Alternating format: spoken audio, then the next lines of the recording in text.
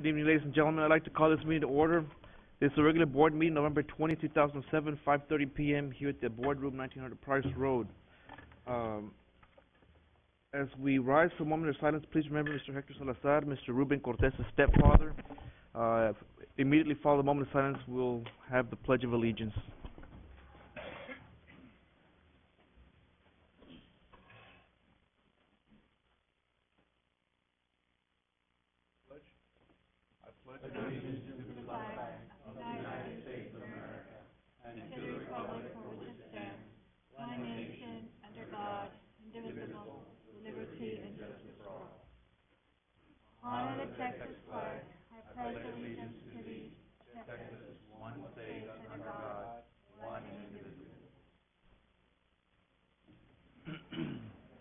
We're getting a little better at the Texas Pledge.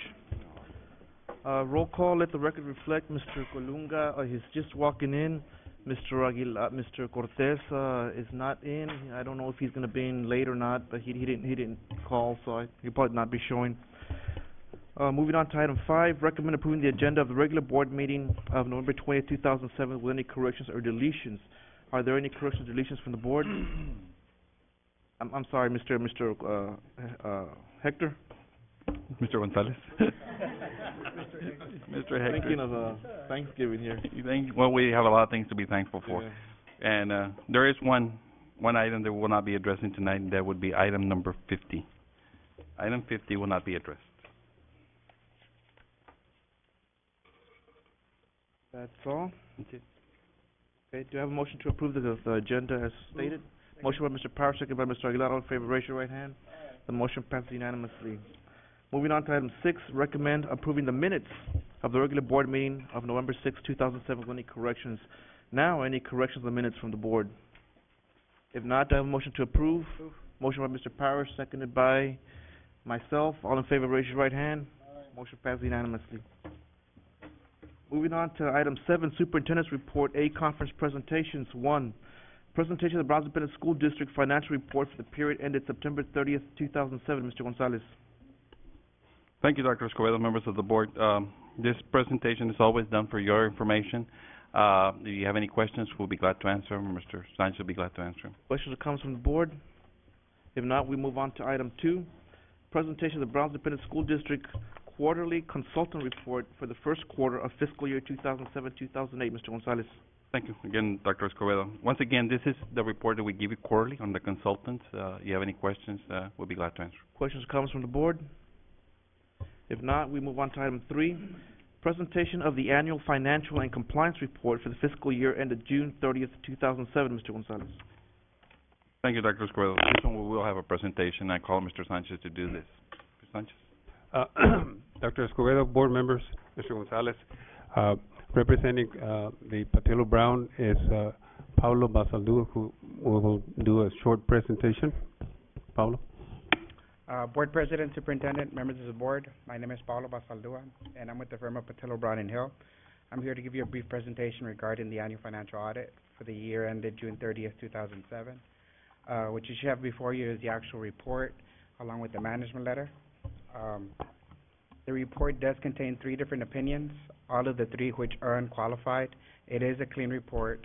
We have no reportable conditions or material weaknesses to report to you. There were no findings of any sort which we need to bring to your attention. And the district does have a very healthy fund balance, which you can see on Exhibit C-1, which is page 18. You will see that the district does have a very healthy fund balance as of June 30th, 2007. In the general fund, the very first column, the fund balance at the fiscal year end was $172 million, which there was a slight increase from last year of $7 million. All of this was discussed in detail to your audit committee, and I'm really here just for any questions or comments that y'all may have towards me, so I may address them at this time. Any questions from the board or comments? Mr. Basaldua, anything else? No, sir, not really. It was a clean report again. We did meet with the superintendent at the point of exit. We met with the audit committee, and we presented to them. And I'm really here just to see if there was anything else from the board that was not able to ask us during the audit committee meeting. Real quick. Mr. Powers. Thank you.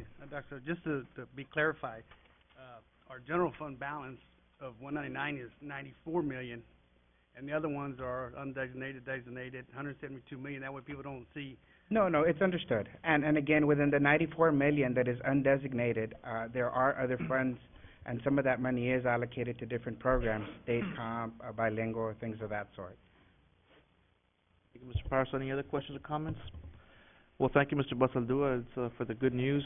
And yes, we did have good news with the audit, external auditor also. Mr. Sanchez, anything else? Mr. Gonzalez? If not, I'd just like to say that it is a very healthy, we're in a very healthy condition. The district financially is very strong. It's indication of good financial management, not only by Mr. Sanchez and his team, but overall in the district and, of course, the board. Very, very good budgeting, very effective budgeting has brought us to the point that we do have a very strong fund balance, both in the 199 and the categorical funds, and that's good for this district because it's financially sound. It might be that in the future you never know, we might, once we get through our bond money, in the future we might have to go out and do some more bonds because we continue to grow. And as we do, it's good to have good financial status, and we have not only good, we have excellent financial status, and I wanted to relay that to the public. And the audit was as clean as can be, so that's fantastic. Mr. Gonzalez, Mr. Basaldua, thank you. Thank you. Moving on to item 4, Mr. Aguilar. I just want to thank Mr. Sanchez again. Reiterate what Mr. Gonzalez was talking about. You and your staff, excellent work you have done with the school district, so thank you. Thank you, Mr. Aguilar. Item 4, presentation of the Brownsville Independent School District annual investment report for the period ended June 30th, 2007. Mr. Gonzalez.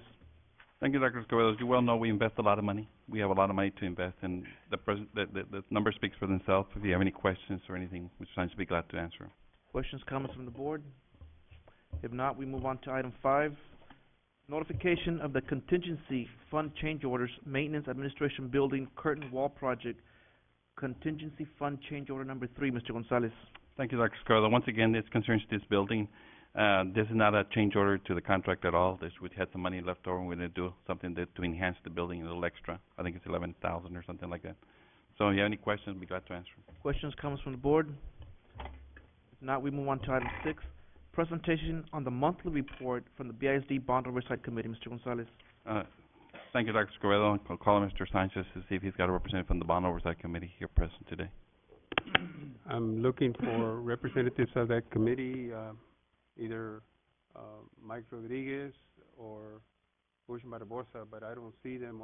I see Mr. De Leon, but I don't know if they showed up for the presentation, sir. Well, I'll just give a little update. They have been meeting on a regular basis. They meet on the first Thursday of each month, and I think they're doing well, and it's moving forward. I think that a couple of bond oversight, the only thing that they had told me that they had a concern about was that a couple of members have resigned, and I think that the last one I have was Dr. Jimenez resigned from the Bond Oversight Committee, and we will ask the person that appointed Dr. Jimenez, which is Mr. Lehman, to appoint one, and that's basically the only thing that we have. Mr.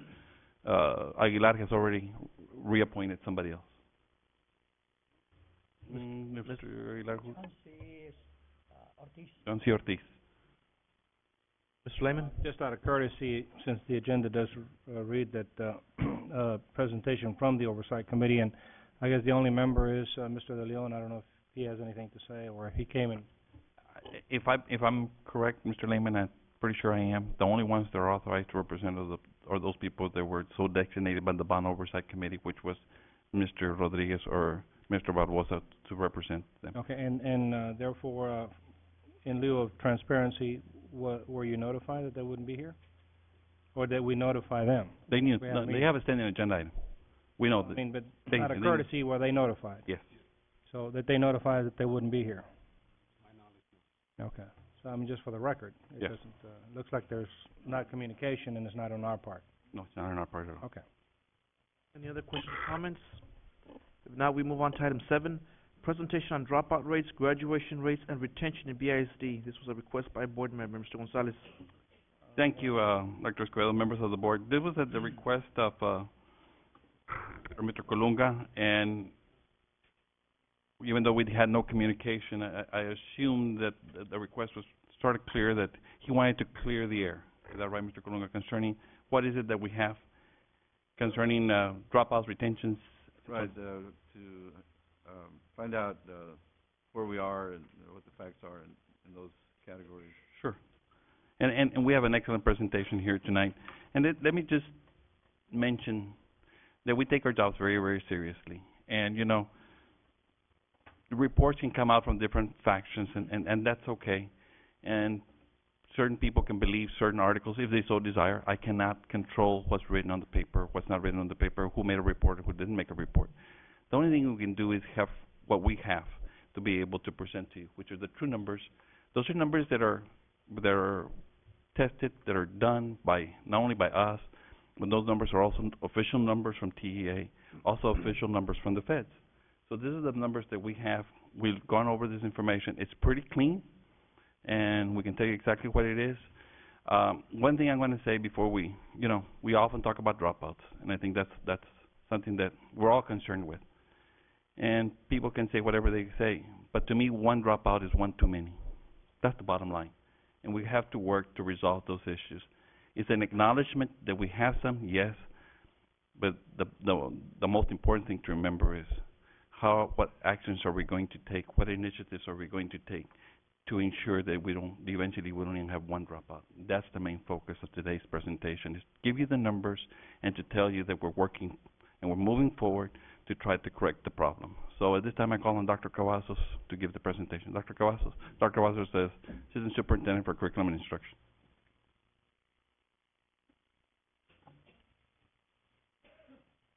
No, I don't. Thank you, Superintendent Gonzalez, President Escobedo, and members of the board.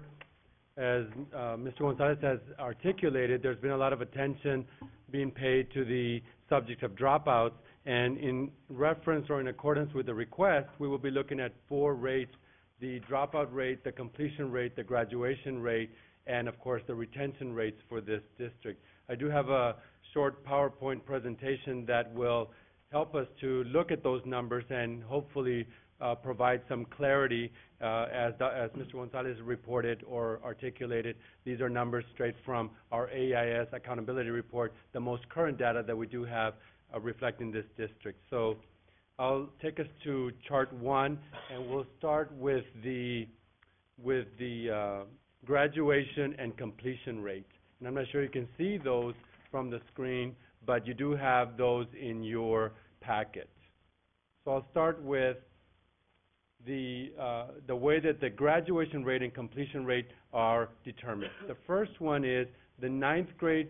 The graduation rate is determined by cohort system. Texas uses a cohort system to determine the graduation rate. So you start with 2,595 students that are brand new freshmen to BISD. Brand new freshmen, just got into the doors of the high school. You have 2,595. The graduates, and the way that you look at that is that they started in 02-03. That's the year they started as freshmen. And the way we know those kids are, and the way they know themselves and share that, is that they're the class of 06. And so the class of 06 started at 2,595 students and graduated 1,753 students. That's how many students actually graduated from that class in a 4-year period.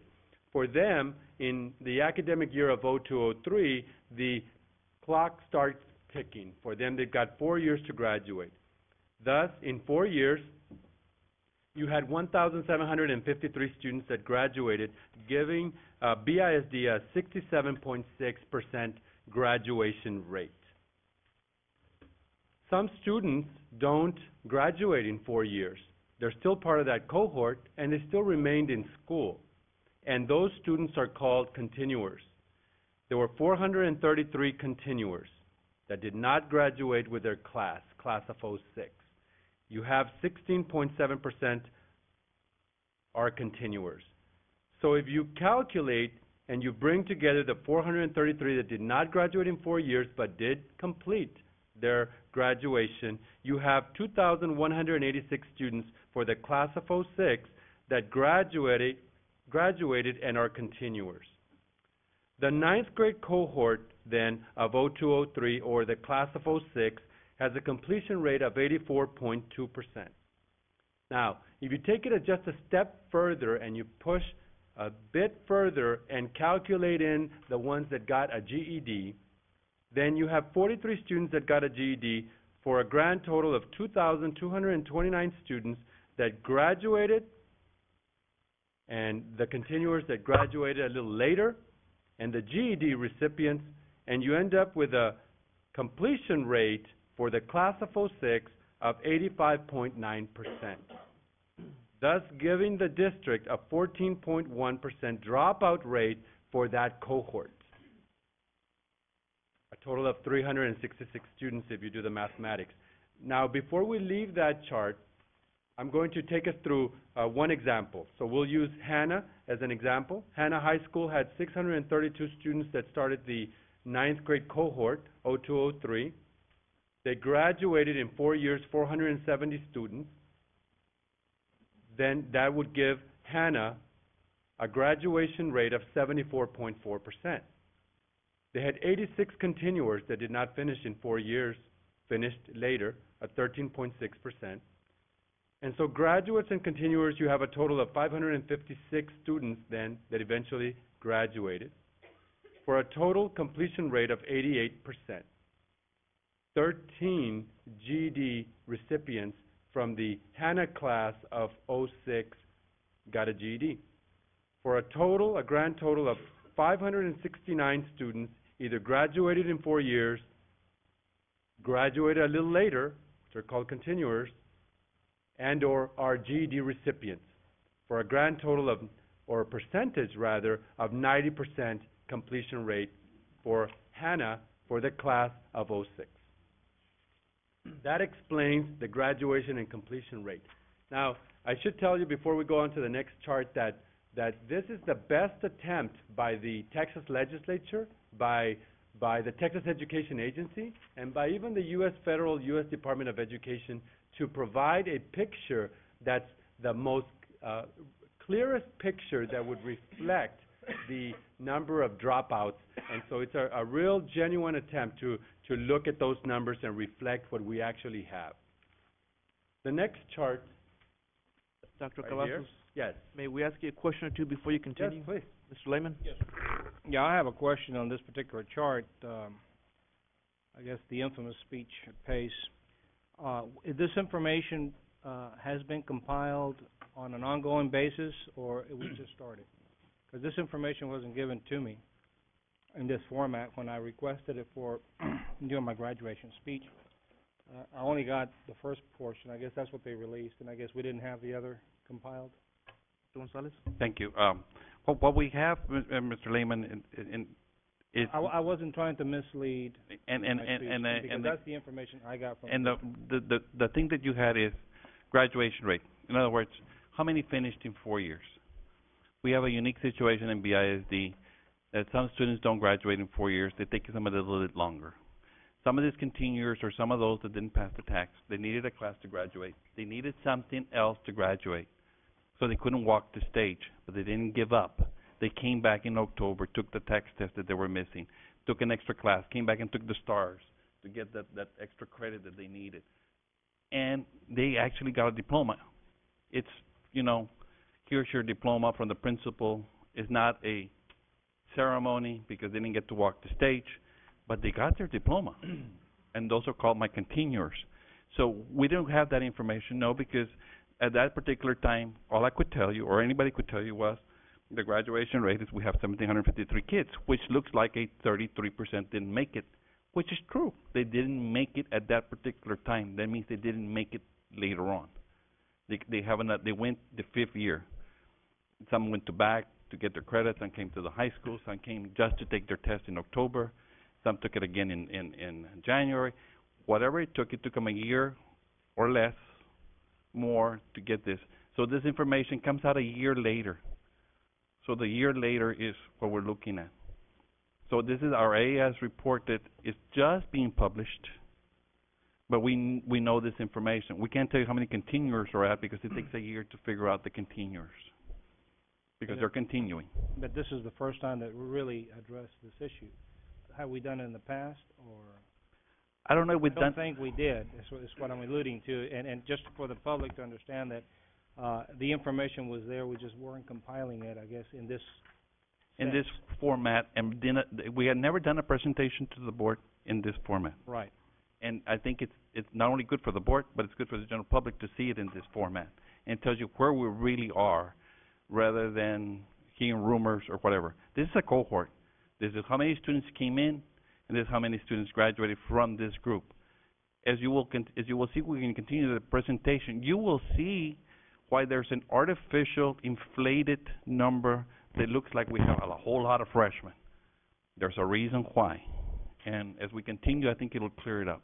So with your permission, I'd like to continue this presentation to show you why sometimes those numbers of freshmen look inflated. Okay? Dr. Cavazos? The next chart then is the dropout rate. For accountability purposes, the dropout rate reflects only 7th and 8th grade. So for high school, you have the graduation and completion rate, and for the dropout rate for a particular district, you have 7th and 8th grade. So for middle schools, and the most current data is 05, academic year 2005-2006, in middle schools in the Brownsville Independent School District, you had 88 students that dropped out.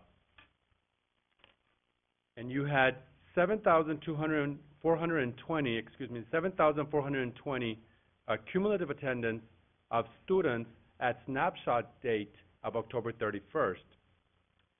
The formula is you take the number of dropouts divided by cumulative attendance, and you get the dropout rate for the Brownsville School District, and that is 1.2%. For middle school. For middle school. So you have three rates: the graduation rate, which we've referenced, the completion rate, which also was referenced, and then you have the dropout rate.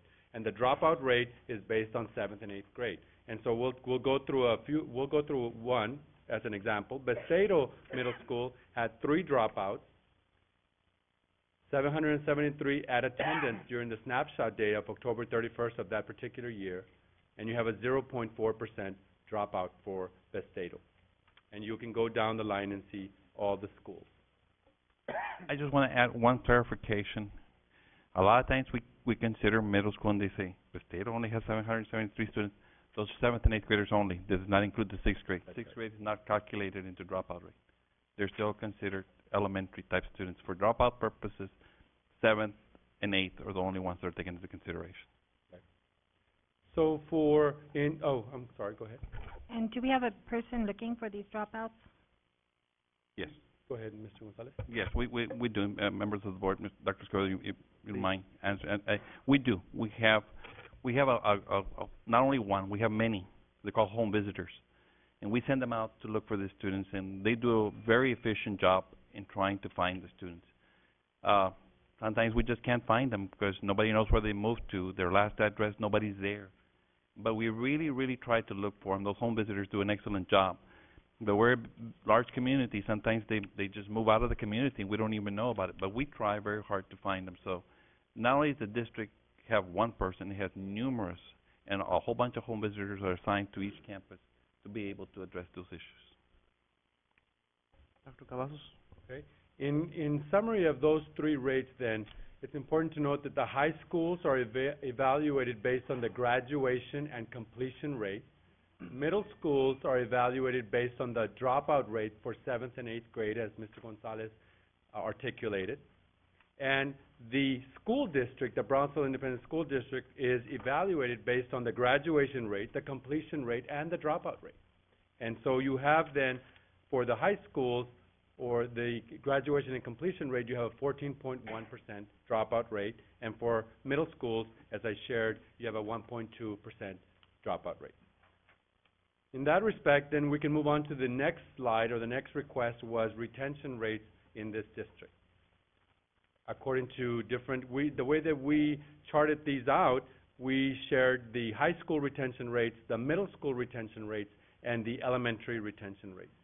And you'll see the legend there is in color. You'll see that the most current data that we do have is for academic year 2004-2005. And you'll see in the Brownsville School District, in the area of ninth grade, or the level ninth grade, we have a 28.2% dropout, a 28.2% retention rate.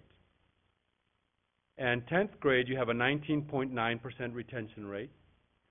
11th grade, you have a 9.4% retention rate. And 12th grade, we have a 10.6 retention rate. That's for the high schools, and that's the most current data.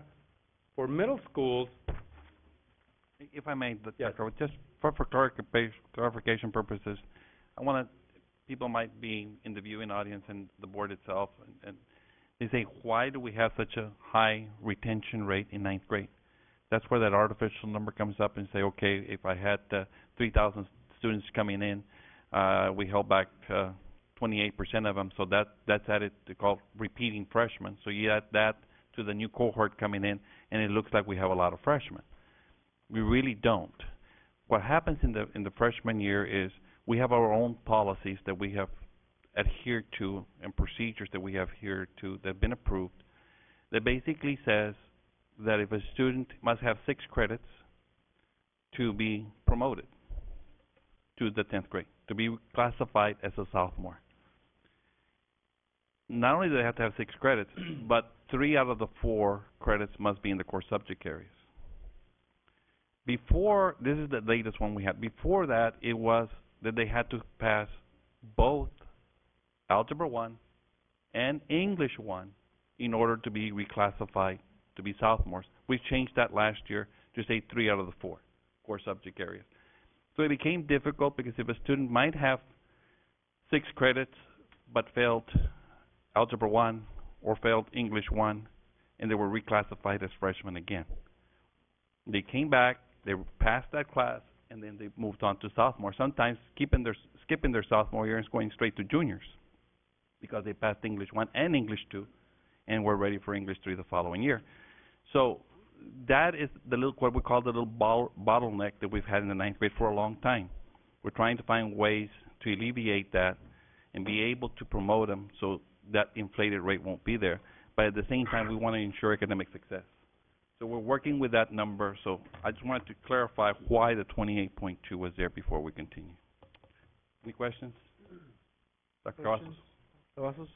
For middle school retention rates, then what you see is in 6th grade, you have a 6.4 retention rate. 7th grade, you have a 6.9 retention rate. And 8th grade, a 5.1 retention rate. Again, the most current data, academic year 04-05. In the elementary grades, we have retention rates as well. In kindergarten, we have a 1.5 retention rate. 1st grade, we have a 10.2 retention rate. 2nd grade, we have a 6.3 retention rate. 3rd grade, we have a 6.8 retention rate. 4th grade, as you can note from the chart, we have a 2.7 retention rate. 5th grade, we have a 3% retention rate. As you can see then, as was the call for a conference presentation, the graduation rate, the completion rate, the dropout rate, and the retention rate for BISD are referenced in those charts that you have before you and we just shared.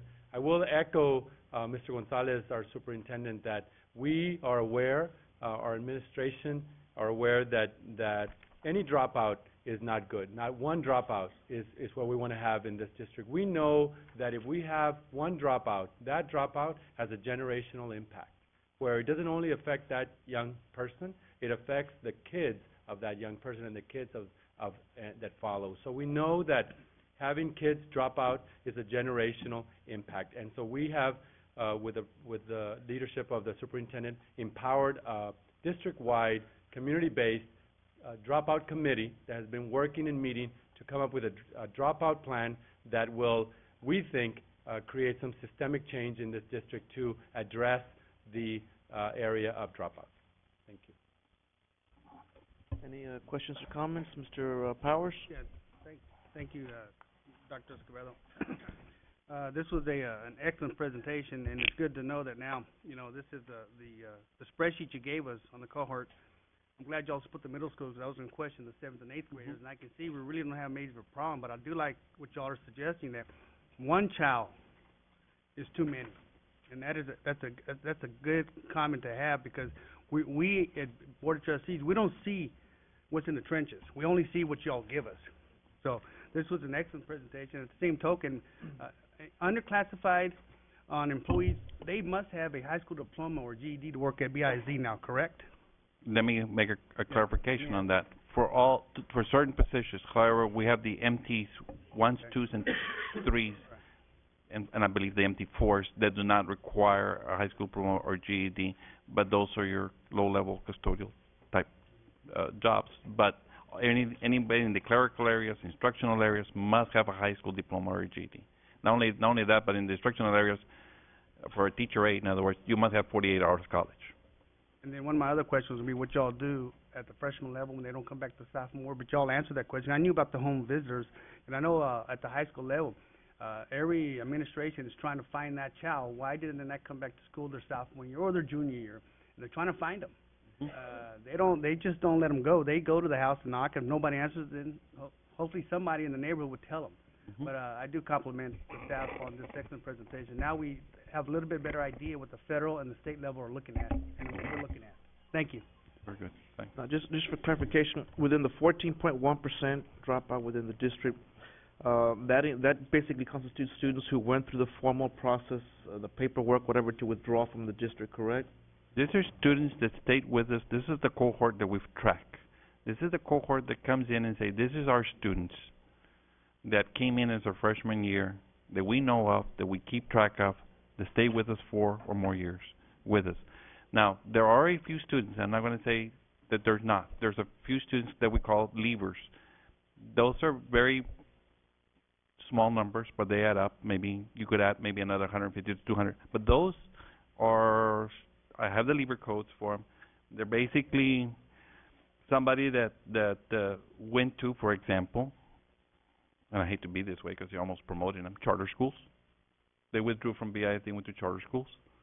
They were court-ordered alternative programs because they got in trouble. Some withdrew and they went to neighboring districts.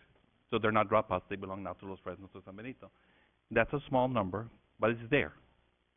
But they're not included in the cohort because we know exactly where they're at.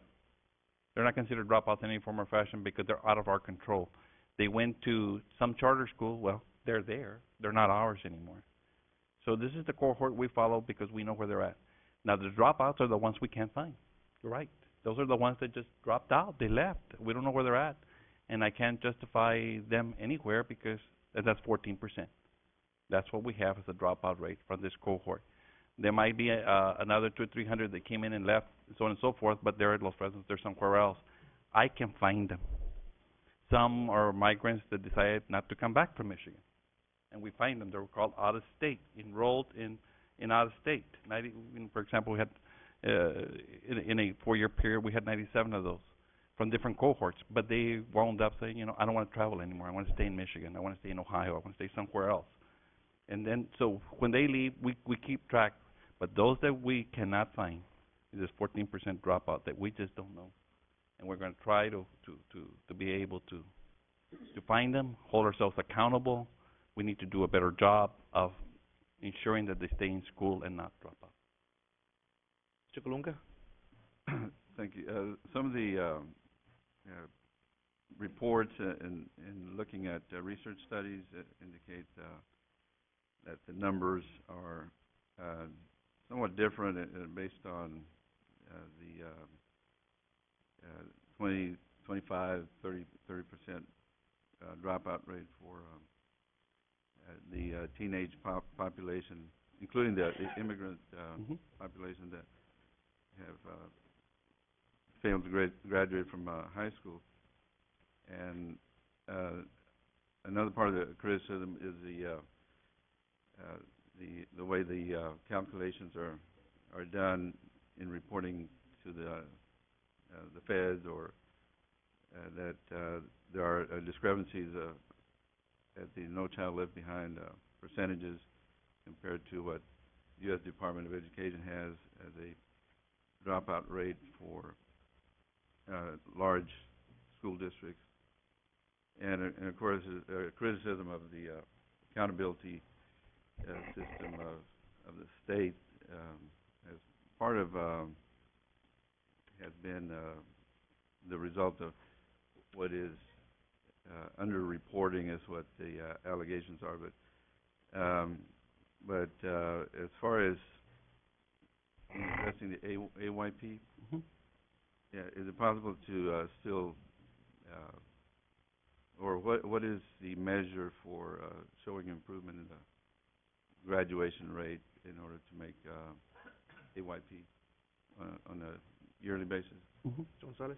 I mean, that is one of the concerns that we have, Mr. Colunga.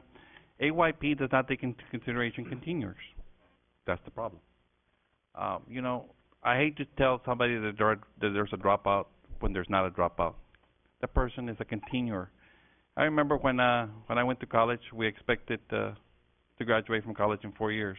Now most universities tell you it's impossible to get out in 4 years. As a matter of fact, I have a daughter in college, and her plan, because she's in engineering, says that you cannot get out until it's a 5-year curriculum. They spell it out to her. It's going to take you 5 years to get out of here. And that's if you go every semester and you take a certain amount of classes. So based on the same thing, AYP is based on a 4-year graduation rate.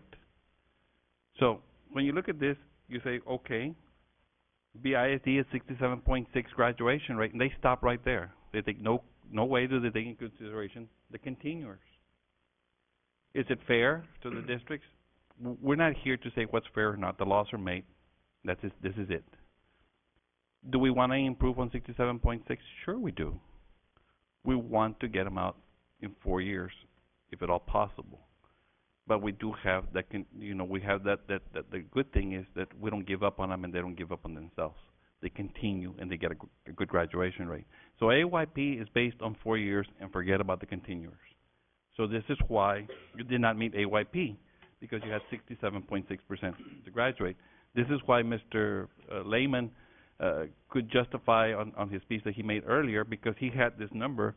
If you look at it, yeah, it was true. 33 or 34% of your colleagues did not walk the stage with you.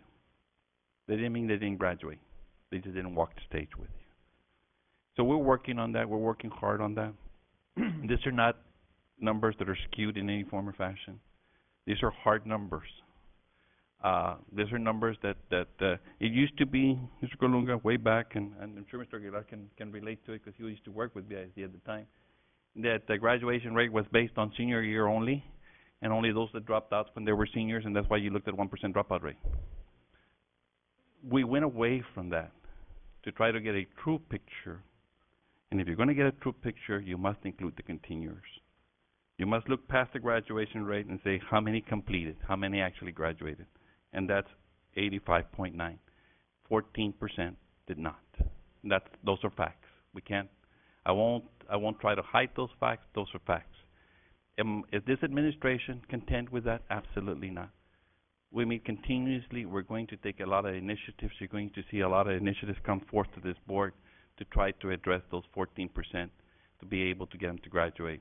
We're going to see a lot of initiatives to be able to get our graduation rate from 67 back to 80, 85 where it should be.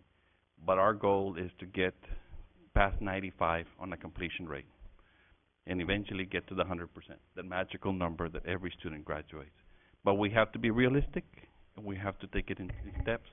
And one word that was used by Dr. Cavazos that I use in numerous occasions with my staff is we're going to have systemic change. We got to do things differently to be able to address the issue. So we're working on that. I hope I answered your question. Yes, thank you. Mr. Colunga? Just one more quick question. As far as the continuers, at what point do they go into credit recovery programs to help them with successful outcomes that would be promotion? Immediately. This is something that we don't wait for. We're not sitting there and waiting. It's up to the student. A lot of times the students get frustrated and they take the summer off, and then they come back in the fall and say, I'd like to take my class, I'd like to take my tax test again. You know, every individual is different, but we don't give up on them, and they don't give up on themselves, and we talk to their families, and we give them counseling, and we bring them back. So when does the student that has not completed in 4 years continue? They usually continue during the summer, sometimes in the fall, but they do continue. And let me say just to say this, that I'm very appreciative to those students that don't give up. They come back in October, they take the tax test again. They keep on trying until they're successful. They want that diploma. They don't want to be called a dropout.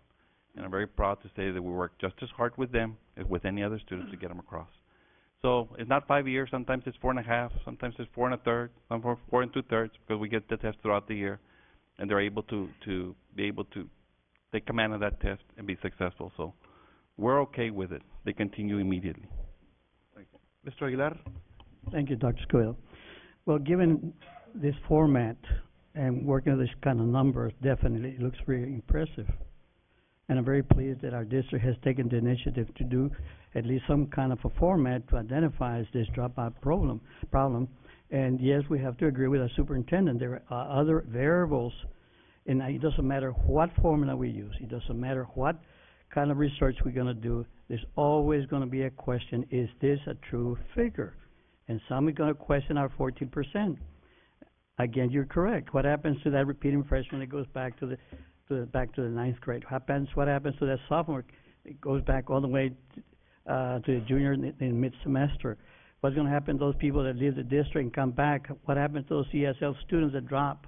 You see, because we are not including them in here, correct? Those transfers and those coming into the district, they're not ours? They can become part of this cohort to a certain extent. They do. But you said that this 2,000 whatnot, those were our true freshmen. Coming freshmen that came Right. in, and some of them joined our cohort during their freshman year, but not as sophomores or juniors. But they're not counted here. I think the statement you said, which is okay. They're brand new freshmen. They're incoming freshmen, not repeating freshmen. Right, exactly. Which is okay, and we do have a problem with those things. And I think that the most important thing is we are doing something about it. Regardless what format you use, I don't care what kind of research you do, you know, statistics is very funny. You can manipulate all kinds of figures. And we all know that. But I think our district is doing an honest effort to identify those things, and that's what's important. I think that's what's important, that we're trying to do their best to identify these young people. And also the efforts that we're doing, I believe the academy has served its purpose in recovering all these young people who have graduates of 105, 150 a year that would have been otherwise dropouts. And now we have 2 years records on that we at least recover over 200, 300 kids that would have been potential dropouts. And let me tell you, right before the graduations, I did send you a memo, Mr. Gonzalez, you will recall. I said, how many of our seniors are not going to graduate due to credits? And they were close to 300 and plus. I'm glad to report that before graduation night, all those 350 graduated, with the exception of those that needed tax. We have no control of that, because they would have to take that during the summer. That's why, Mr. Lehman, remember those numbers that, okay, they were high. Now, the point is, what I'm trying to tell you is that why did we have to wait the last week or so to graduate 350 seniors? I think the effort as a district, and I'm glad you're saying we're going to take the initiative, that we start now. Sending a home visitor to look for them is good, excellent. But we need to be consistent with what we do with these students. It starts in September, it ends in May when they cross that stage. And the counseling needs to be involved with it, because counselors by now, when they become seniors, they know by September who is going to graduate and who is in danger of not graduating, because we have had them for all 4 years. So the district needs to, and I'm glad you told that to the council, that we need to be more proactive with our students. And as we go further down on providing the best possible service, this rate is going to go up. And yes, we're going to have those questions about what happened to so-and-so, you know, but to me, when a district makes a honest effort to identify, I'm very pleased as a board member, Mr. Gonzalez. So I congratulate the administration. We have a lot of work ahead of us, and I'm glad you have taken this proactive attitude in addressing this issue. Any other questions? Mr. Lehman? I'm sorry, Mrs. Galvan. Yes, I'm glad to hear that, that you're going to be questioning current educational practices. And seeing the ninth grade retention rate a little high, I would like you to maybe look at the scheduling at the high school. Block scheduling sort of looks good there, but a study could be done. Also, providing early childhood education is very, very important. Our district, I did want the public to know that our district does provide mentoring and tutoring for students, which is something that is proactive. And we also do have a lot of after-school programs. And I would like to see probably more support for students who are non-traditional learners. And I think as a board we could possibly mandate the inclusion of educational technology in the curriculum. So just some ideas thrown out there. Very good report. Thank you. And I just want to add one thing, that when this cohort did start in 2002, 2003, we did have block schedule. Mr. Aguilar? You know, so, Mrs. Galvan brought a good point about mentors. You know, the state provides money to the school district to apply for grants for mentoring programs that perhaps our department can solicit some of the grants to provide mentoring type of personnel.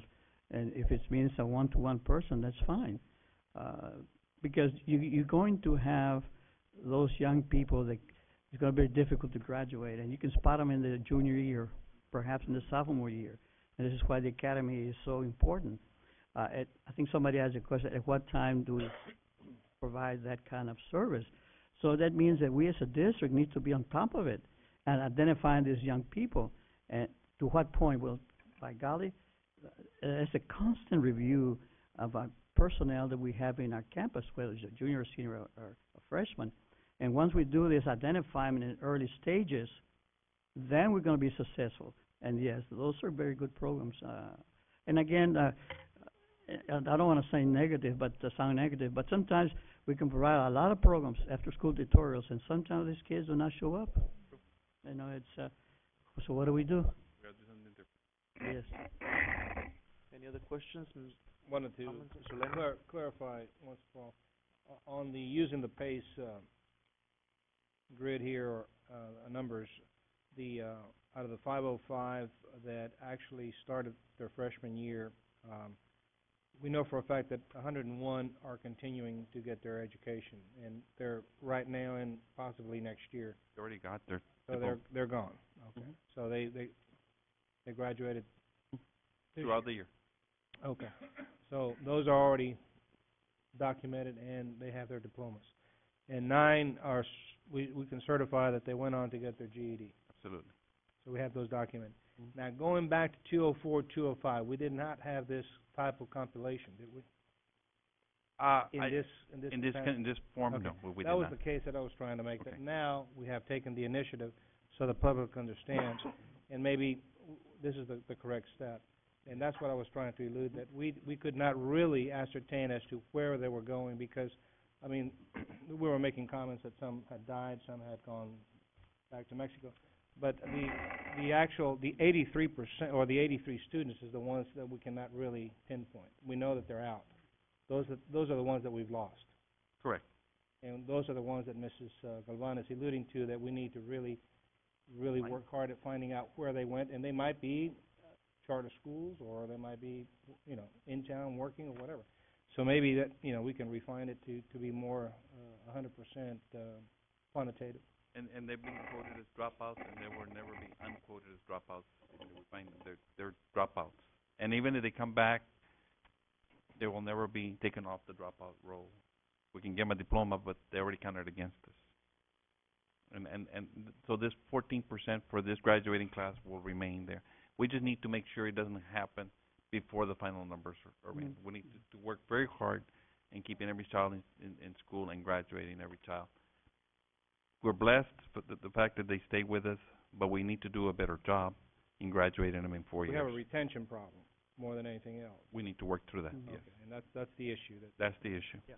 So we understand that. Mr. Aguilar? Yes, and I have a senior moment. No, what I was gonna tell you is that, most of the information, in fact, the whole information came from the PIMS report, Dr. Cavazos, or, This comes from PIMS AIS report. right? Yes. There's, so we always had this information, is what they did now, just put it in this format, you know, but we always had this information. And also one good thing about what we're doing, so the community knows what we're doing, the district is doing.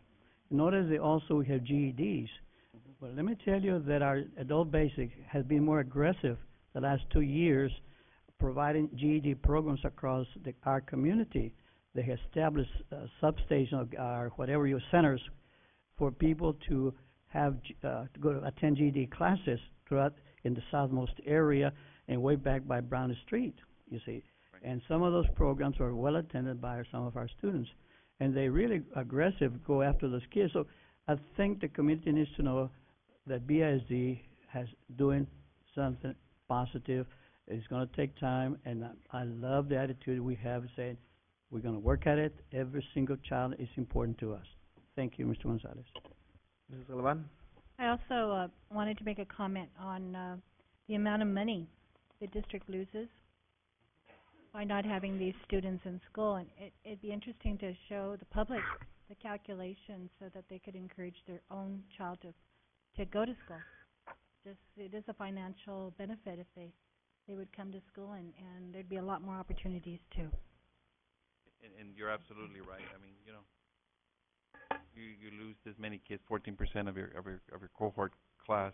You don't get paid for those, and so it does hurt us financially too. So, but more than anything, it hurts them financially because their power, their earning potentials are reduced when they don't get a high school diploma. We want them to get a high school diploma so they will have options in life. They will have a choice to continue their education and give them a real good chance of success. Any other questions? Glad that I got my answer. Okay. I just want to say in closing on this item as a side note, and I don't want to go into it because it's we can go on and on, but I was pleased last week to see a good turnout in number of parents in the parental involvement conference. Because as a district, as you can tell, we're doing everything we possibly can to diminish the dropout rate. But parental involvement is paramount in student success. You know, we need the parents' help. There's only so much we can do as a district. So I was very, very pleased to see a good number of parents. It was full. The event center was full. Unfortunately, I was only able to attend for a little while. But, you know, it's very encouraging to see parents interested in their students and in student success and students and they're reaching their academic goals. So if there are no other questions or comments, then we move on to, thank you, Dr. Cavazos, Mr. Gonzalez. Moving on to item 8, presentation of awards by Superintendent Hector Gonzalez to board trustees for their support on the renovation of the James R. Murphy Center and the BISD Museum. Mr. Gonzalez, as soon as you get to the podium.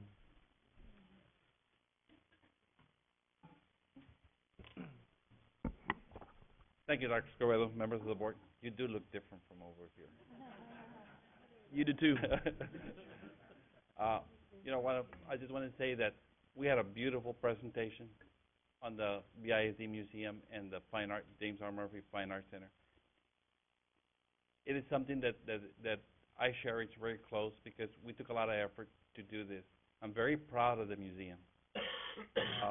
When you go in, I still go in there and I look and still at awe of everything that we've done up there. It's something that couldn't have been done with your support. I think your support, board members. You really got behind it. You didn't say no. You said do it, do a first-class job. We tried to do the first-class job. Can't say enough about our staff, our maintenance staff working out there. They did a heck of a job of putting it all together, making sure that the museum was first class and that Fine Arts Center, James R. Murphy Fine Arts Center, is also first class. The things that we saw during the presentation, the grand opening, you know, people just didn't leave. They stayed there till 2, 3 o'clock in the afternoon, just going through the museum and going through the Fine Arts Center. We're very grateful, Mr. Aguilar. I can't give you enough thanks. You really, really got behind this and made it worthwhile, and I just want to give you a good round of applause for all your efforts. Thank you, Mr. Aguilar.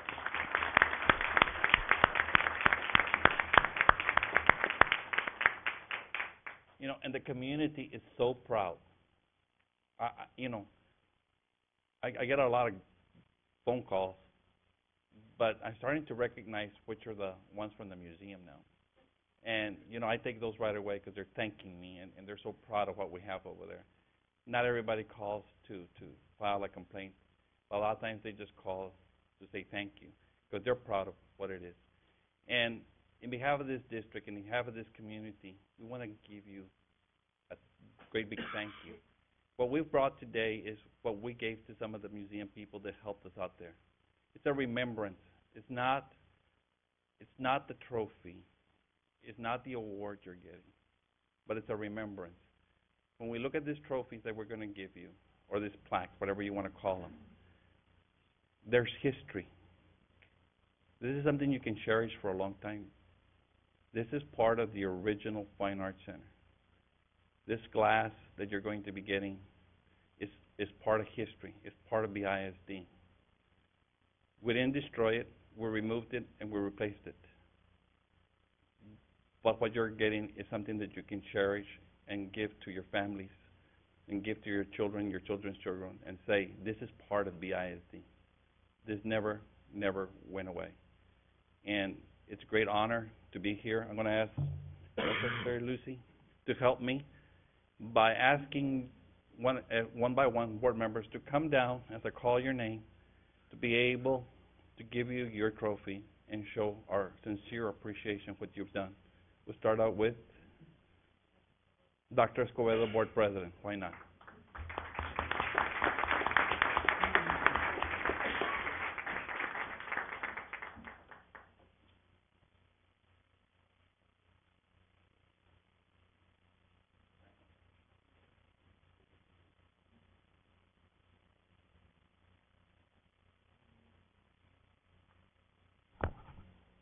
Mr. Pat Lehman.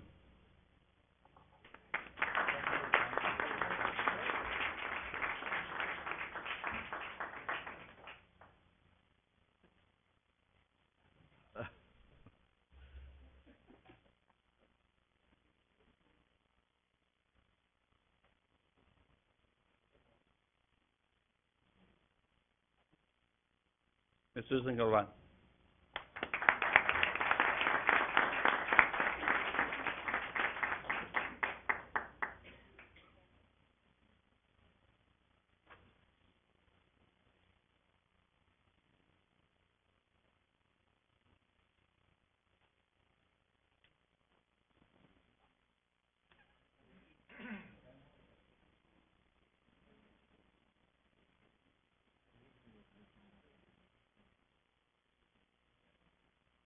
Mr. Herman Otis Powers.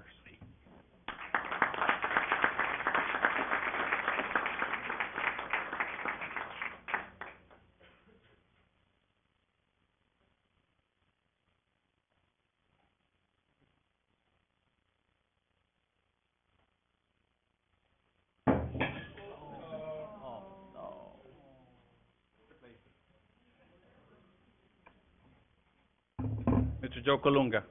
Come on, Blue.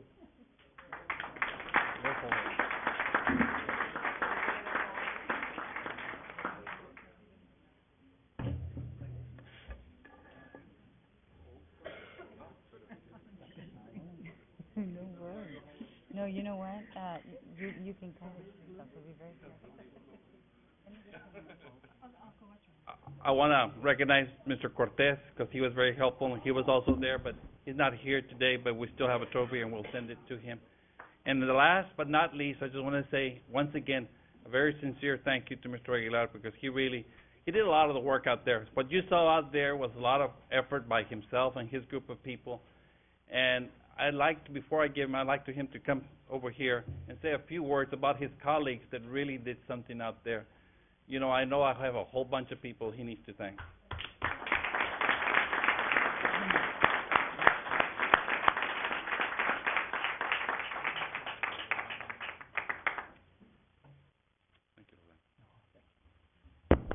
Really, I first need to thank our colleagues, our board members. It's been a long 3 years, and we started 3 years ago, and there were up and downs, but I had a super superintendent that said, we're gonna finish, we're gonna do a first-class job. And I thank you, Mr. Gonzalez, for that. There was a lot of people in our community, and perseverance is the word. There were 5 people that were honored at the presentation. There's Mrs. Sorola, Elena Sorola, Mr. Kim Cromack, Mr. Rene Torres, Mary Lou Esparza. We're also talking about Javier, Rubran Javier Garcia, and Marisela Cortez, and am I leaving out someone? Those are the ones that really stayed with us and did an outstanding job. Let me tell you, that videotape that our TV people did, excellent. Best job I've seen in many, many, many years. That film is being viewed from California all the way to New York and in the Midwest, in all parts of the state of Texas. I got an email today where this lady says, I have seen this video 8 times, and I'm still looking at it, reflecting the memories of Brownsville BISD when I was a child. And I think that's what we brought with our museum and all these things that we're doing, is giving back to the community, part of their livelihood, you might say, or part of their tradition or their culture, their values, that we, the district, gave them an opportunity to become successful endeavors all over the United States. So I'm very pleased with the efforts of my colleagues, board members, and our superintendent that put it together. And that piece of glass is history. Yes, it was built in 1952 at a cost of $48,000. That was the old bank hall. And you should see it today. For those that have not been there, go see it. It looks like a modern building itself. I mean, from the outside, that's an old building, but once you get inside, it's a beautiful building. I need to give credit to Paul Finchbaum. He's the one who did a little sketch on the offices and just gave it to Mr. Arteaga, and they took it from there. Excellent job. So I thank you again, guys. I can't help give you more things, and I really appreciate it.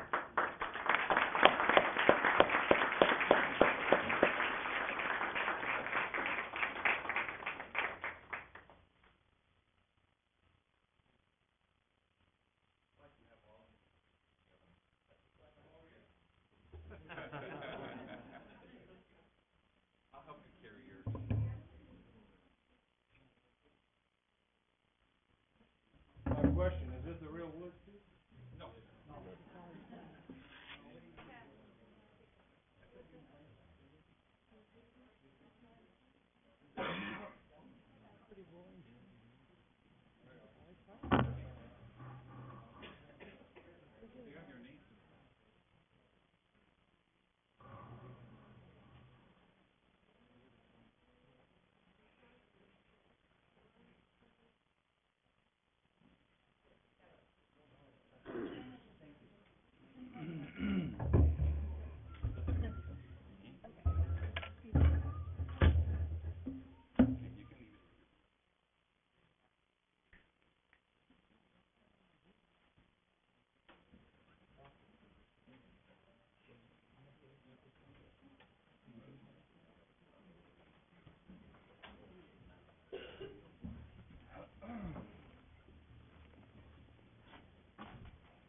I want to add one more thing. I just want to add one more thing for those that are viewing it and the general audience and the general public to know that the museum will officially be open to the public to tour. We'll have a full-time person there starting on December the 3rd. On Monday, December 3rd, it'll be open to the public. Please drop by and see. It's fantastic. Both the museum and the Fine Arts Center will be available for tours, and we'll have a full-time person there. Thank you. Thank you, Mr. Gonzalez. Any comments from the board? Mr. Aguilar, again, thank you for having, spearheading this and pushing it and pulling it and, asking us to hurry up. Well, thank you. Mr. Flinchball, standing back there, thank you very much for your work. Moving on to public audience. No, planning board calendar. Okay, I'm sorry. Moving on to item 9, board calendars, Mr. Gonzalez. Thank you, Dr. Escobedo, members of the board. Just a few things that I want to highlight for you all that's coming up, because it's important, and I also want the viewing audience to know about some of the things that are coming up. Of course, there'll be no school tomorrow, and for the rest of the week, we're off. And yes, everybody that was scheduled to work did get Friday off paid. So yes, we've done that. Happy now. Everybody's happy. And then we come back on the 26th. And some of the things that are important for December, because that's when we're really looking at December. The next board meeting is on Tuesday, the 4th of December. And that's when we'll be having our annual tamalada. And it'll be at 6 o'clock. We'll open up the board meeting at 5:30, go through some conference presentations, and then recess at 6 o'clock for our tamalada. We'll welcome the public to join us and just to share with us. This is what we normally do in BISD. Open it to the public to come and share with the board, just a few minutes, and eat one or two tamales with us. It's something that we really appreciate. Some people eat more than one or two, but that's okay. Remember, guys, one or two, not dozens, one or two. Dozens. So we'll be having that on Tuesday. Also on on December 6th and 7th, we'll have Santa and Friends. Santa and Friends is something we started last year using some fine arts students throughout the district that gave presentation to elementary students. It's a lot of fun. I know most of you went last year. We're expecting you to go again this year. Santa and Friends will be done during the day for students. However, there will be a performance to the general public there at the CAB, that's the old Brownsville High School, Central Middle School, at 7 p.m. on Thursday. So please be there. I know I'm going to be there. I don't know, Paul and Dr. Rendon said they have something special for me. I don't know. Last year they made me dance. I don't know what they're going to do to me this year. But it's a lot of fun, and it's all for kids, and it's all about celebration. We do have a district science fair on the 8th of December. And, of course, we do have something very important on the 11th and 13th of December. We do have a board workshop. And I will remind you of that. That's the board workshop at 5:30 p.m. on the 11th and 13th of December. Also, on the 14th, if you have a chance, block it out. It's something very, very nice. The Estudiantina contest at Pace High School. That is so nice. You have an opportunity to go see it, please do. And that will be at Pace High School on the 14th. And that's about it. Questions comes from the board? Mr. Lehman. Just out of curiosity, the decision on the goal setting, when was it? What do we have? 11th and 13th. Okay, those are the ones you're talking about. Okay, very good. Okay, and I'll schedule those two meetings that wait a minute, I'll talk to you. Okay, very good. Any other comments or questions? If not, we move on to public audience. The next item on your agenda is our comment pop. Let me start again. Get it out, Doc, get it out. The next item on our agenda is a public comment period. This is a time for citizens, staff, or students to provide their comments to the board. Statements and questions from the audience will not be permitted during other portions of the meeting, so please let us hear from you now if you have comments to present. To have your comments heard tonight, your name and the subject matter of your comments must appear in the sign-in sheet, which is located in the rear of the meeting room. Each speaker will be limited to 5 minutes to complete his or her comments, and with all due courtesy, I will strictly enforce that time limit. If a group of people want to be heard on the same topic, the board asks that they designate a spokesperson to avoid needless repetition. The board has adopted rules to preclude the abuse of open forum by, for example, anyone uselessly repeating the same comment or complaint meeting after meeting. All participants must understand that if your comment, in my judgment, constitute a complaint against an employee or an officer, I will interrupt you or stop you and direct you to proceed to the BISD formal grieving procedures, be that DGBA, FNG, or GF local. With those cautions in mind, we will now be glad to hear your general comments. Our first speaker is Lorenzo Sanchez, retirement and miscellaneous. Uh-oh. Uh-oh. Gonna get it off his chest. Uh-oh. Remember, no complaints against officers, sir. 5 minutes. Yeah, the counselor's monitoring us here. I hear Albert Alegria over here already starting the clock on me, but I'm not going to listen to him. I started my career here in 1965, 43 years ago, and so it's time to say goodbye. Really want to thank the board, especially Mr. Gonzalez, for allowing me to end my career here. I've been blessed with many professionals that made my life in Brownsville a lot easier, and that's my cluster, and I want to introduce all of them, because that may be the only time I get an opportunity to do that again. Tony Fuller, budget. Where's Tony? I want him to stand and remain standing. There he is. Late, but he's got the money. Robert Reese, finance. Rosie Peña, purchasing. Kenneth Leak, warehouse. Ken Whittemore, employee benefits, risk management. Mary Garza, payroll. Dan Tijerina, Beams, I saw Dan. Oscar Lopez, student accounting. Oscar Tapia, facilities. Joe Rodriguez, athletics. And Valda Isla, Bitech. It's not here. To you, thank you.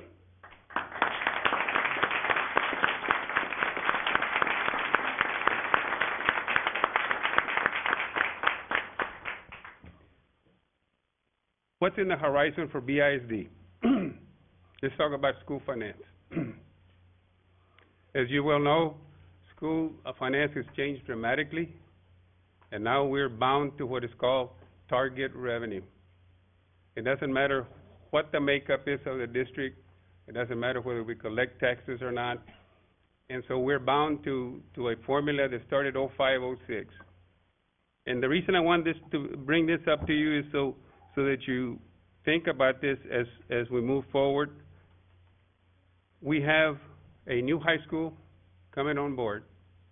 It takes approximately $12 million to run a high school. We have a middle school that's coming on board within 3 years. It takes about $8 million to run that. We're bringing on 3 elementaries, $4 million apiece. That's $32 million. Then this district has given raises year on. I've been here 4 years, and we're given raises, adequate raises, better than anybody in the valley. Takes $18 million to do that. Put those things together, that's $50 million. Folks, target revenue is not going to give you any more money. We are not going to have an incremental $50 million of new revenue. It would take an enrollment increase of 10,000 students within the next 10 years, 3 years, to give us the additional revenue that we need. So as we move forward, you need to think about that. There's going to be some fixed costs that are coming into the picture to run those new facilities, which are sorely needed. We need to reduce our enrollments at the overcrowded schools. I'm 100% behind that. But I just want to give you a heads up of what's coming in the future. And as you do that, you have the financial rating system, which is called FIRST. Well, what's going to happen is you're going to add more staff, but you don't have the increase of students. You're going to have professional staff, you're going to have clerical, and so on. Well, there's a couple of criteria there on the evaluation of whether we meet the superior rating again is in staffing. The ratios between total staff to students. We're very marginal now. Then you have the ratio of faculty to students. We're also very marginal there. Then as we transition to those new campuses, we're going to have difficulty of putting 65% of our dollars in instruction, which is function 11. So as we get other speakers to come after me asking for raises and more of these things, you need to really evaluate what's going to happen to the future of BISD in terms of finance.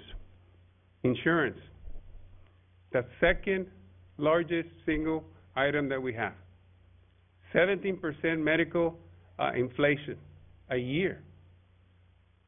Can we continue to fund it at the level that we have, where our employees receive free medical insurance coverage? we talked about a free clinic. A free clinic, you know, I met with one folks, a couple of years ago, he said, well, it's gonna run you about $2.5 million or maybe $3 million for one clinic. One clinic would not be enough. Well, you tag that on to the $50 million that I just spoke about, and will the day come when employees may have to contribute to stay self-funded?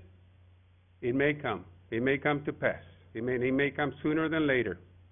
So I caution you as you move forward with your budgets. And by the way, you've got some of the best professional people to help you. And of course, I'll be available on contracted services. If we can budget for that. In athletics, I'm just talking about the areas that I'm in charge of. And of course, in athletics, you know, we read the paper, we get all kinds of criticism. But folks, we're turning the corner. We're just going to turn the corner. What have we done? And thanks to you people that are sitting up there, the board members and administration, Mr. Gonzalez.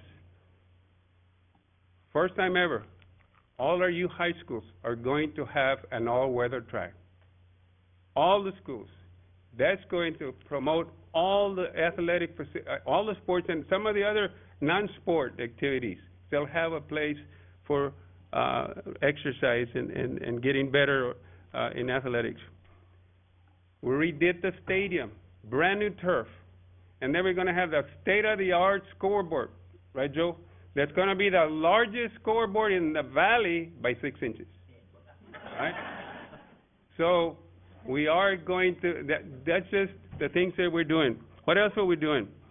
A brand new facility at Porter for athletics, boys and girls, equal share of the facility, and one at Pace. What else are we doing?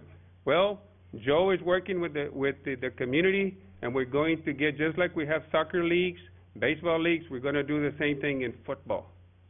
And that's going to help. Last night, my brother is the president of the Boys and Girls Club in San Benito. They had 870 kids in youth athletics, football. 870 in a small community. They were all over the stadium there. We're going to do that. In terms of scheduling games, you know, we measure ourselves to ourselves sometimes. We can't measure ourselves to ourselves. We've got to get our middle schools to schedule games with the middle schools of Los Fresnos, San Benito, Harlingen, and even Weslaco. But it's going to take a little more money for athletics, but I think we need to go there if we're going to be competitive. And I believe that we're going in that direction. I have to applaud the superintendent. Since he came on board, we've received 100% support for athletics. And folks, a lot of people say, well, athletics, they have to pass the test, tax, put in 8 hours a week, go perform either at Pigskin or perform every Friday night. These are the folks that you don't have to worry about. So when somebody comes to you in the future and asks you for some more money, you need to support those efforts. And I'm talking about band, I'm talking about anything that's related to UIL, because those students perform above and beyond. I can go on forever, and I know that my 5 minutes have surely have been exhausted, but again, I want to thank you for the opportunity. Maybe I contributed a little bit to Brownsville, maybe not. Thank you. Thank you, Lorenzo. Did a great job.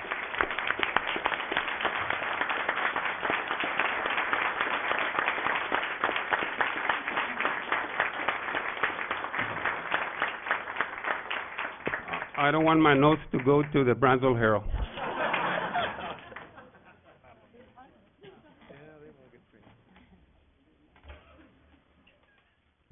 Thank you, Mr. Sanchez. Said, you almost sound like a politician. I'm worried, man. Our next speaker, is it Eldon or Elder Clark, Observer? Mr. or Mrs. Clark? No? Okay. Alberto Alegría, subject to be discussed, AOBE.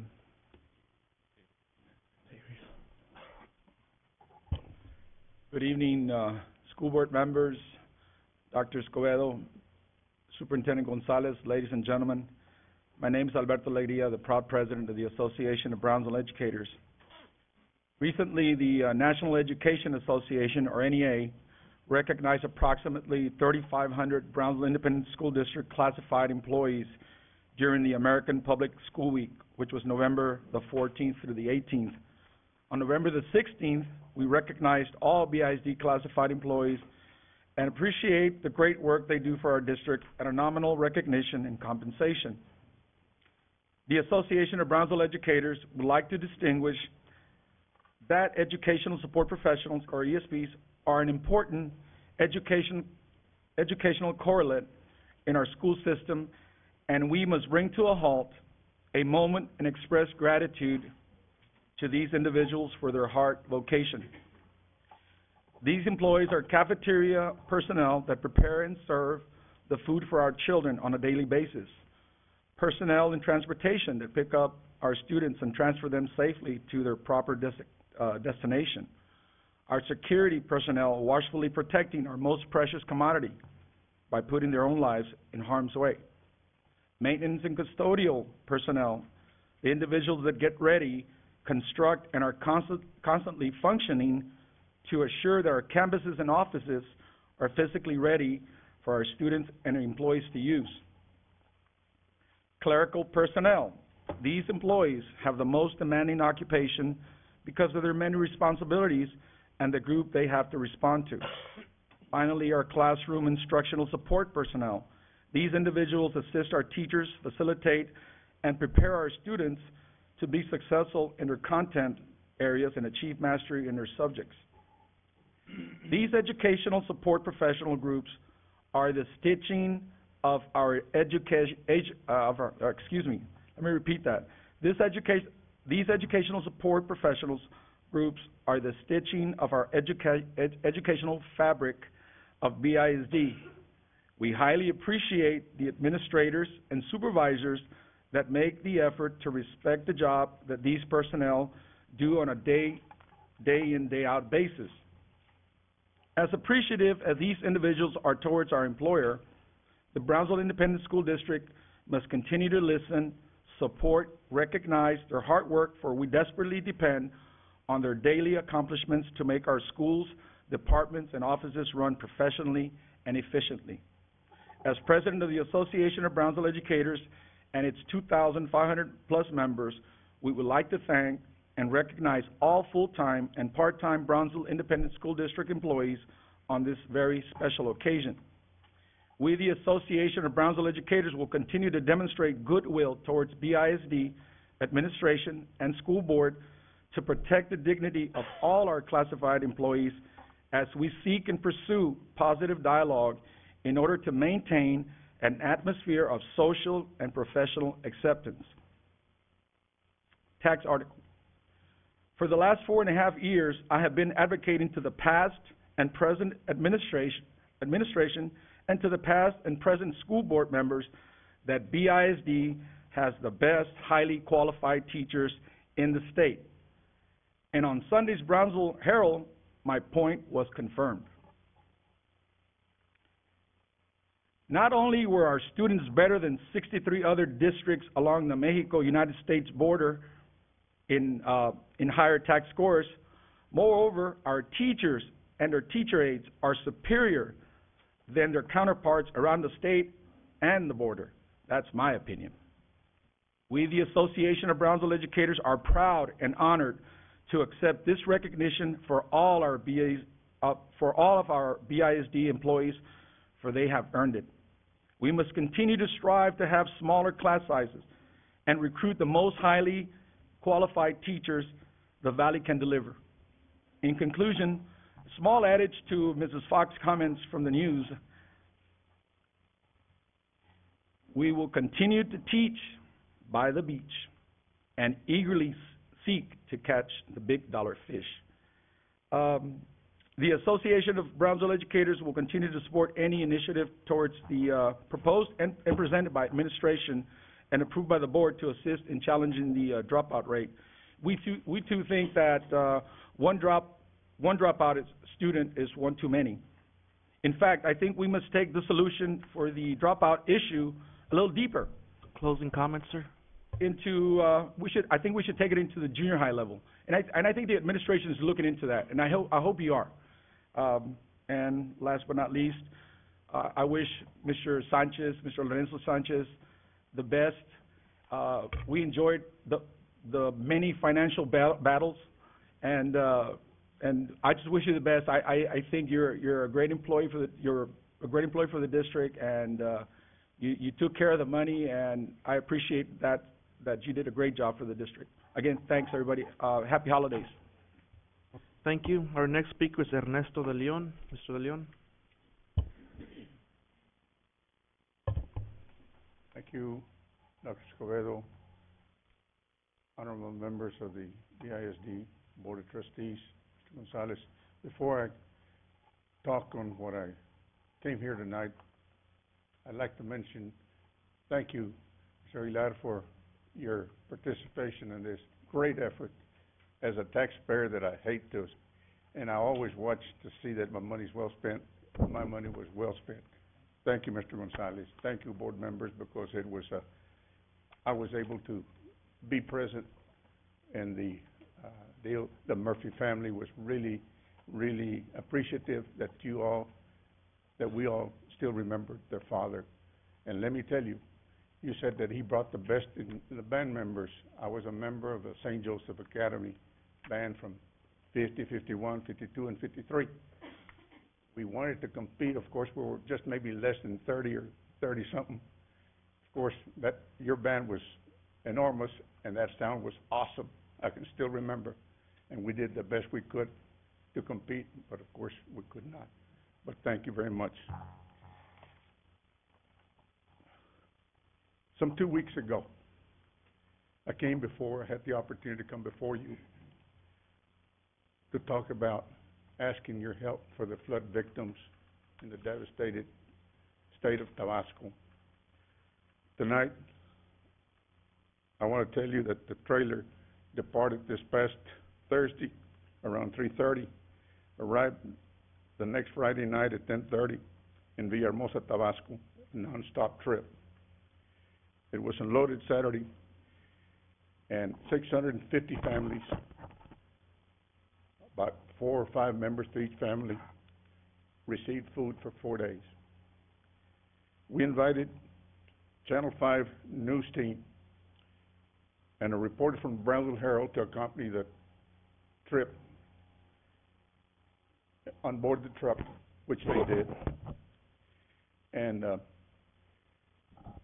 in the next couple of days, you will see a special report from Channel 5. Don't miss it, because you will see what is happening over there.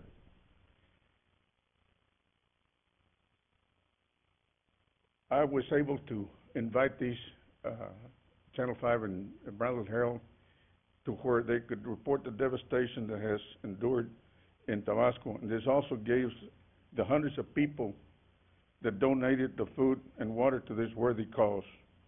And they can be assured that the food was delivered to the needy in Tabasco, because Channel 5 was there to report it, and so was the Brownsville Herald.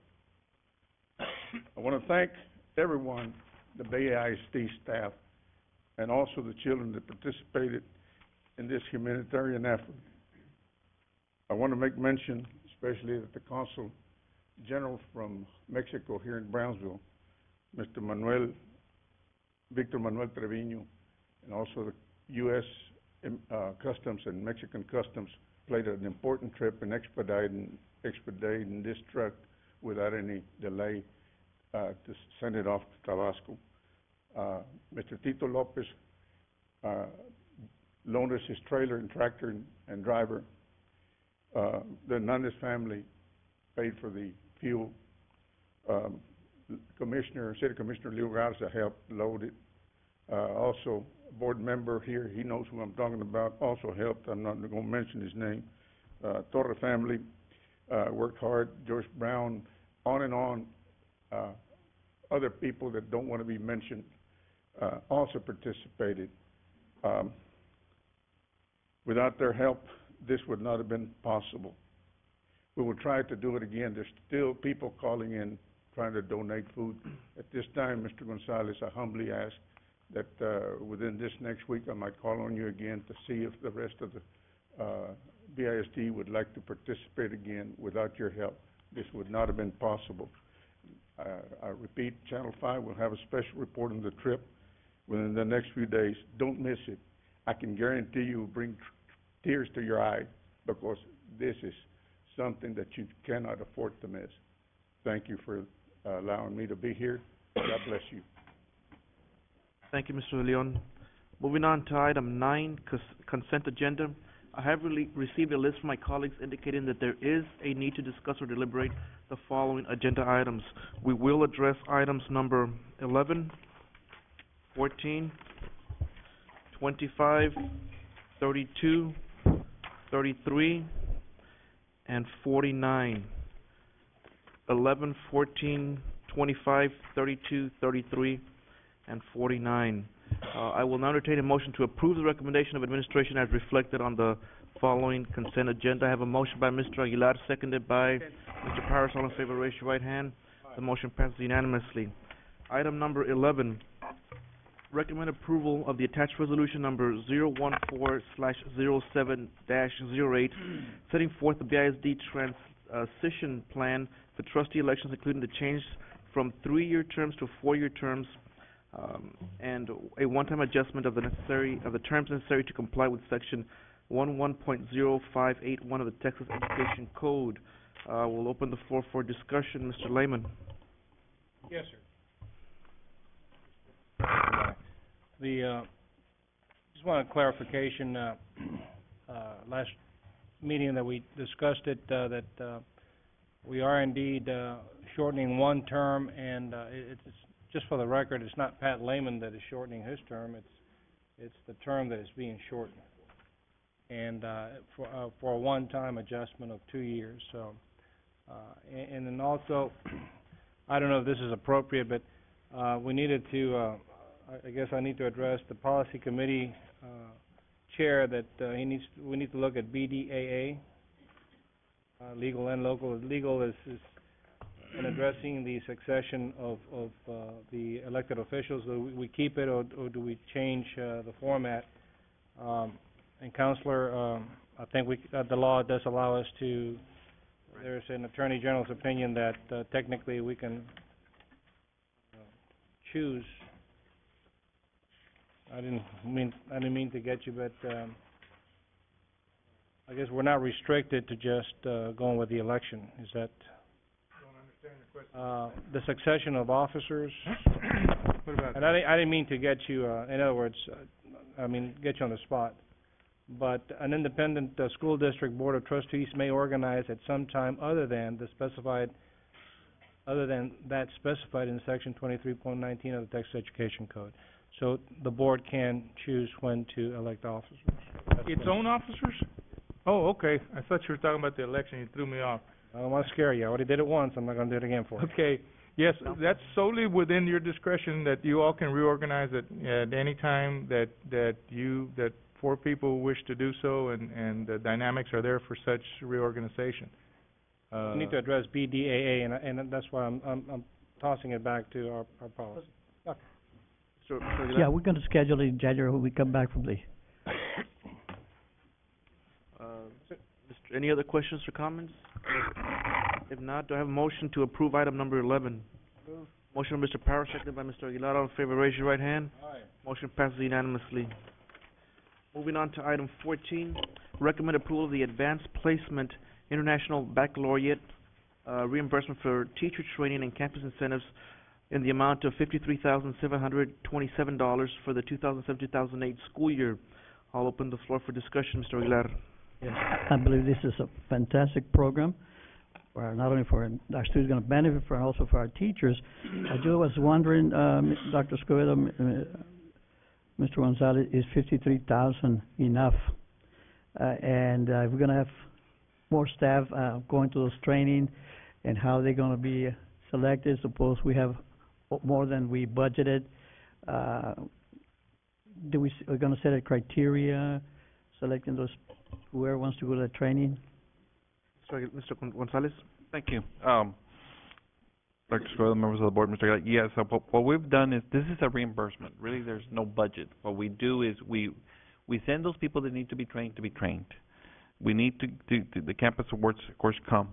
And what we do on based on that, based on how many teachers we have that we need to have to teach AP classes, we do that, we send it to the training. After we do that, then we seek reimbursement.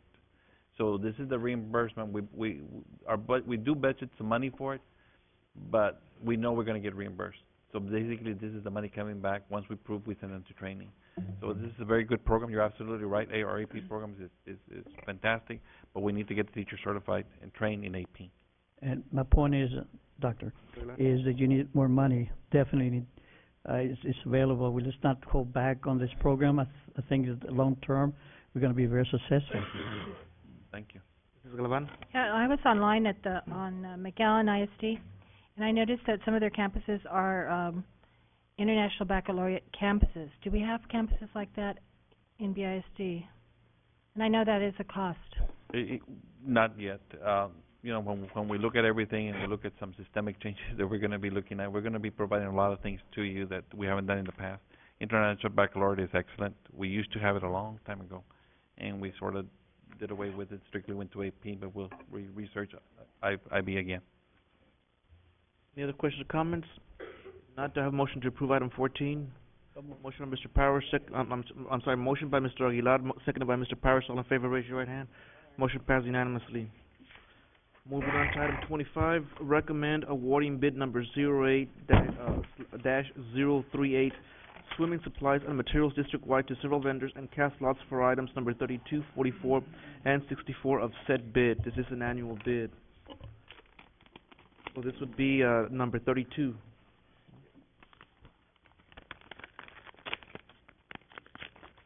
Thank you, Rosie. They're sealed, boy. You really give sealed bids a name here, a seal.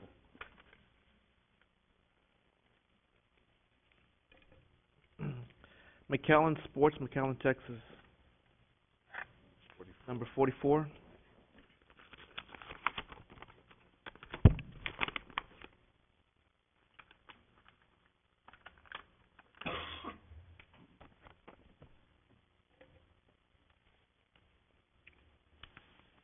Woody Sporting Goods, La Feria, Texas. Number 64.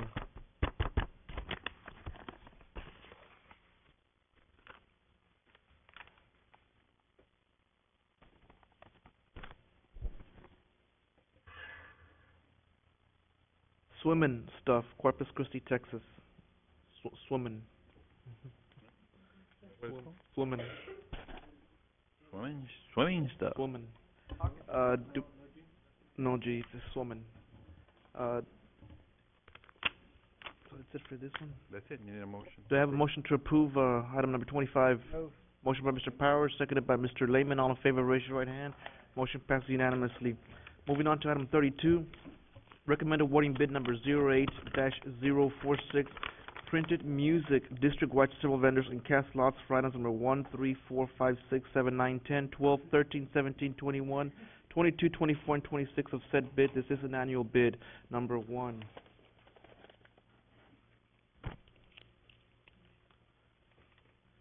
Southern Music Company, San Antonio, Texas. Number 3.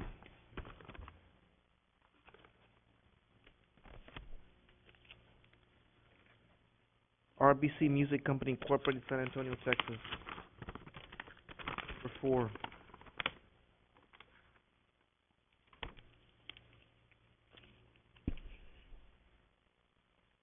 RBC Music Company, San Antonio, Texas. Number 5.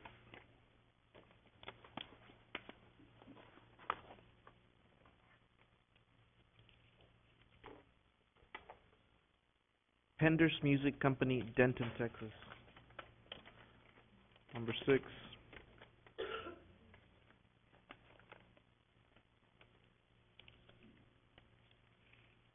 RBC Music Company, Incorporated, San Antonio, Texas. Number 7.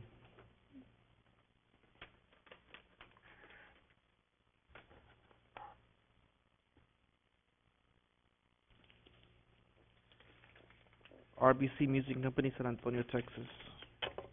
Number 9.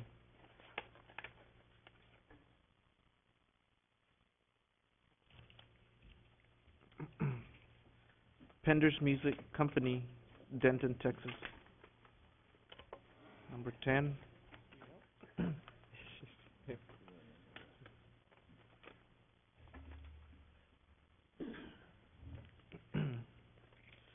Pender's Music Company, Denton, Texas. Number 12.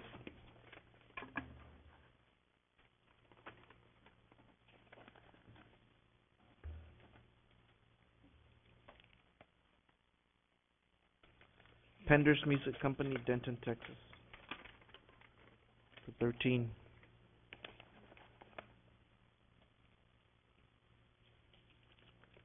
Pender's Music Company, Denton, Texas. Number 17.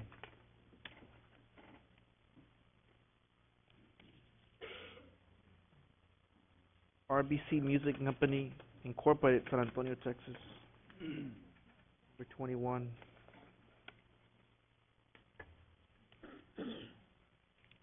RBC Music Company, Incorporated, San Antonio, Texas. Number 22.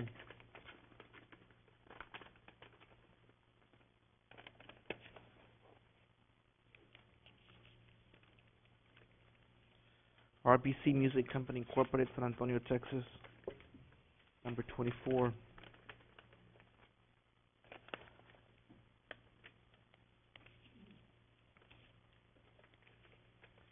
Pender's Music Company, Denton, Texas. And number 26.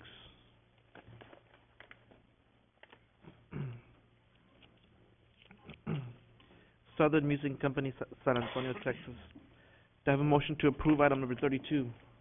So moved. Motion by Mr. Lehman, seconded by? Second. By Mr. Kalunga. All in favor, raise your right hand. Aye. Motion passes unanimously.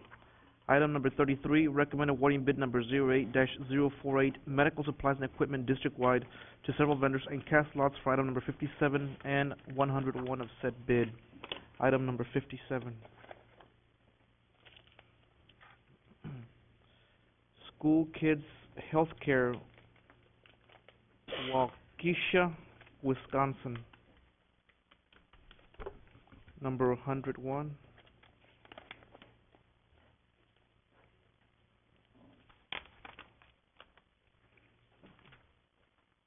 Kentron Healthcare, Springfield, Tennessee.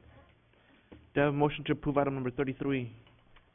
Motion by Mr. Power, seconded by Mr. Aguilar. All in favor, raise your right hand. Motion passes unanimously. We now move on to item 10, closed meeting. As pursuant to Texas Government Code Section 551.071 and .071 et sec. Board now goes to close.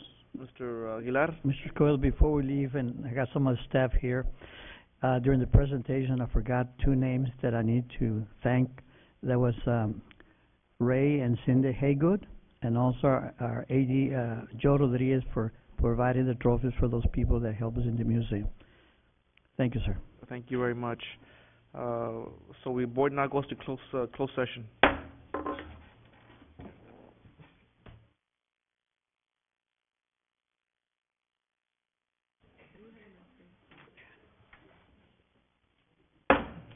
The board reconvenes after closed session. Moving on to item number 49, recommend approval to dismiss a term contractual employee not governed by Chapter 21 TEC for good cause GL. Do you have a motion to approve item 49? So moved. I have a motion by Mrs. Galvan. Do I have a second? Second. Seconded by Mr. Kalunga. All in favor, raise your right hand. Aye. All opposed? The motion passes 5-1 with Mr. Powers voting against. Moving on to item 51, consultation with attorney regarding pending or threatened litigation matters. Do I have a motion? Mr. President, Mr. Powers. I move to authorize payment of attorney fees in the amount authorized in executive session in special education due process hearing Ernesto A., docket number 003-SE-0907. Do I have a second? Second. Seconded by Mr. Galvan. All in favor, raise your right hand. Aye. Motion passes unanimously. Do I have another motion? Mr. President. Mr. Powers. Yes. I move to authorize payment of attorney fees in the amount authorized in executive session in special education due process hearing Julian S., docket number 022-SC-1007. Do I have a second? Second. Seconded by Mr. Gonzalez. All in favor, raise your right hand. Motion passes unanimously. Is there another motion? Mr. President, last one. Move to authorize payment of attorney fees in the amount authorized in executive session in special education due process hearing, Christian N., docket number 037-SC-1007. Do I have a second? Second. Seconded by Mrs. Gonzalez. All in favor, raise your right hand. Motion passes unanimously. Any other motions? If not, we move on to announcements. The next scheduled regular board meeting of Board of Trustees is on Tuesday, December the 4th, 2007, at the Administration Building at 5:30 p.m. That is our Tamalera, And correct? invite everybody. Any other announcements, Mr. Gonzalez? Just have a happy and safe Thanksgiving weekend. Enjoy it with you and your families. Yes, happy Thanksgiving to everybody. With that said, do I have a motion to adjourn? We have to do the real Oh. estate, or no? No. Okay. I have a Second. motion by Mr. Lehman, seconded by Mr. Paris. All in favor, raise your right hand. Motion passes unanimously. Have a good night and happy Thanksgiving.